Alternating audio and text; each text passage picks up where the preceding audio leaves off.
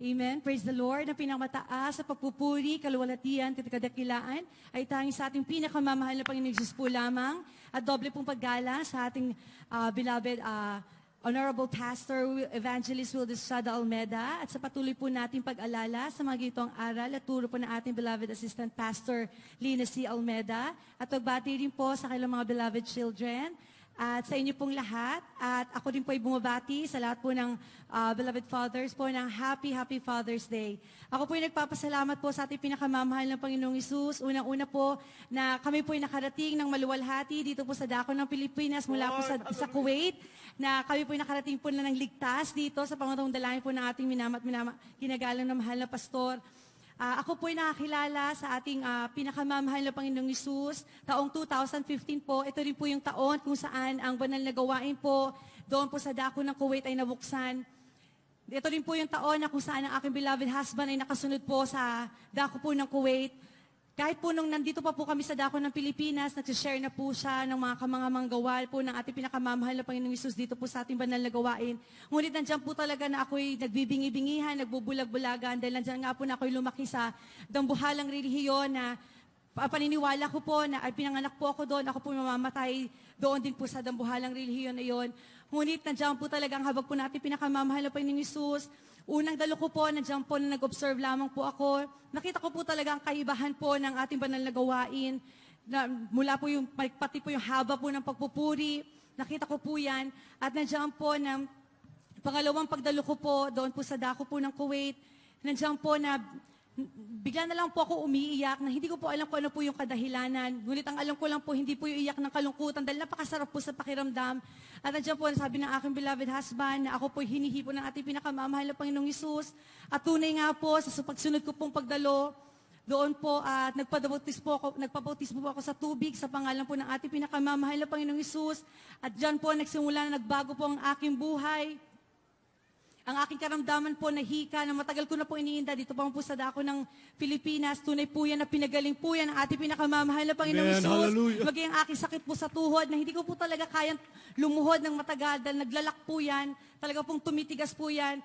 Ngunit nang ako po ay nabautismuhan sa tubig, nandiyan po tunay na ipinagkaloob po ng ating pinakamamahal na Panginoong Hesus ang lubusang kagalingan po. Amen. Hallelujah. At ako din po ay nagpapasalamat sa ating pinakamamahal na Panginoon sa pag-iingat po niya sa amin, doon po sa dako ng Kuwait, sa pagpasok po namin sa trabaho, at higit po sa aming beloved son. Naalala ko po, nung siya'y maliit pa lamang po, kung hindi po nagkakamali, 7 or 8 months pa lamang po siya. Nandiyan po na ako nagpe-prepare po sa pagdalo po sa ating banal na gawain. Hindi ko po napansin, kasi that time po, naka-walker po siya, at nandiyan po na ako po yung nag-sterilize po ng kanyang feeding bottle. So, bagong kulo po yung tubig, nilagay po doon sa kanyang feeding bottle. So, hindi ko po napansin, dahil ako po yung nagpe-prepare po ako ng aking isusuot.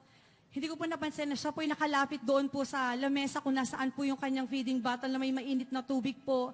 At nandiyan po na nahablot po yan ng aking beloved baby at unay po nabuhos po yan mula po sa leeg po niya papunta sa kanyang tiyan. Narinig ko na lamang po yung iyak po ng aking beloved baby. At pagharap ko po, nakita ko po na basang-basa po yung kanyang dibdib at ang kanyang damit. Kahit po ako'y baguhan pa lamang po that time, ngunit narinig ko na po na ipangarap po dito sa ating banal na gawain na sa oras na kagipitan, tawagin mo lang ating pinakamamahal na Panginoong Hesus at walang imposible. Nandiyan po na binanggit ko lamang po ang hallelujah, praise the Lord na 3 beses at pagkuha ko po sa aking beloved baby, pagangat ko po sa kanyang damit, wala pong lapnos, wala pong kahit anong sugat sa dibdib po na aking beloved Praise baby. the Lord, hallelujah. Tunay po na ipinagpasalamat ko po yan sa ating pinakamamahal na Panginoong Hesus. Nandyan din po na ipinagpapasalamat ko po sa ating pinakamamahal na Panginoong Hesus sa mga paalala po niya.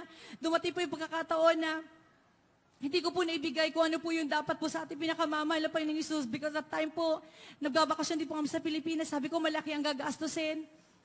Handiyan po na, pinaalahan po kami ng ating pinakamamahal na Panginoong Hesus. Ang aking beloved baby po, bigla na lamang po yung nilagnat nang wala pong dahilan. Ang taas-taas po ng lagnat niya, talagang mapapasok ka po sa init niya.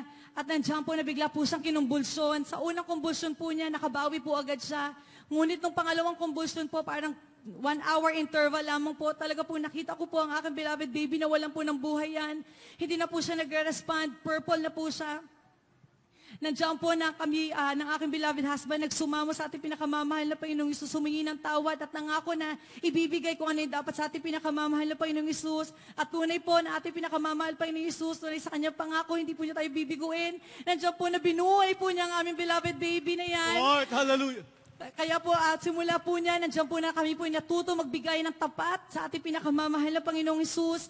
At dyan po, siksik, liglig na pagpapala po, ipinagkaloob po na ating pinakamamahal na Panginoong Isus. Kung dati-dati po sa dako ng Kuwait, kami po'y nangungupahan sa isang maliit na kwarto lamang po, dahil talaga po mahal po talaga ang lifestyle po, ang cost of living po doon, maging ang pag-transport po, papunta sa banal na gawain. Dati-dati po kami namamasahe. Nandiyan din po na ang pag-aaral po ng aking beloved baby, pinoproblema po namin kung paano ay matutususan kasi talagang para ka na po nagpapa-college sa presyo po ng studies po doon po sa dako ng Kuwait. Ngunit dahil po sa tapat na pagbibigay sa ating pinakamamahal na Panginoong Isus, Lord, mas tapat po hallelujah. talaga ang ating pinakamamahal na Panginoong Isus. Dahil nandiyan po na kami pinagkalooban po ng libreng tahanan sa dako ng Kuwait. Amen, Hindi lang po hallelujah. maliit, kundi malaking tahanan po. At nandiyan din po na pinagkalooban din po kami ng libreng sasakyan. Wala po talaga kaming ginastos, maging po sa aming pag-aaral ng aking beloved baby. 100% po yan na nalibre po sa kanyang early years. Tutunay ang pangako po natin pinakamamahal na Panginoong Isus. At higit po sa lahat, ipinagpapasalamat ko po sa ating pinakamamahal na Panginoong Isus. Hindi man po karapat-dapat, kami po ginagamit bilang mga awit sa dako po ng Kuwait, maging ang aking beloved son po bilang isang children's choir. Kaya po ang lahat po ng kapurihan, pasasalamat, kadakilan ay tanging sa ating pinakamamahal na Panginoong Isus po lamang.